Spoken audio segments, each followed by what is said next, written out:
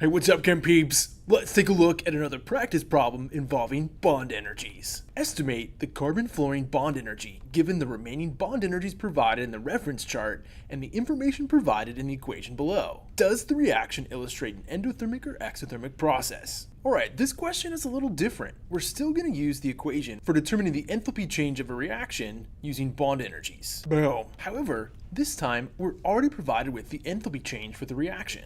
We're told that the enthalpy change for the reaction is negative 549 kilojoules. What we're looking to do is determine the bond energy of the carbon-fluorine bond.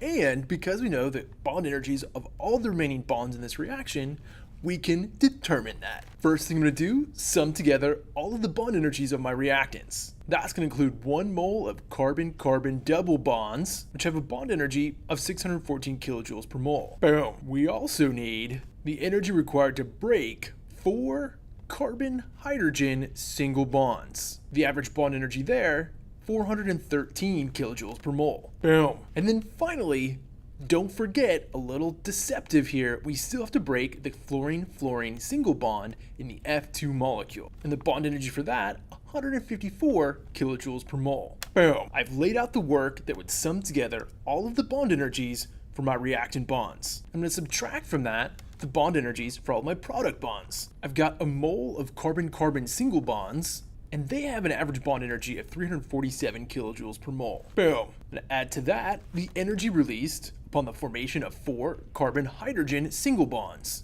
Again, a bond energy of 413 kilojoules per mole. And then finally, I'll add to that the bond energy that is released from the formation of 2 carbon-fluorine bonds. Oh, but wait a minute. That is the bond energy that we're looking for. So in my formula, I'm going to write out 2 times x. All right, now that we've set up our equation, let's just bust out our calculator and use our algebra skills. First thing I'm going to do is sum together all of my reactant bond energies. 1 times 614 answer plus parentheses 4 times 413 close parentheses answer plus new parentheses 1 times 154 close parentheses answer. Sum of all the bond energies of my reactants, 2,420 kilojoules per mole. Next, I'm going to sum together the product bond energies for those bond energies that I have.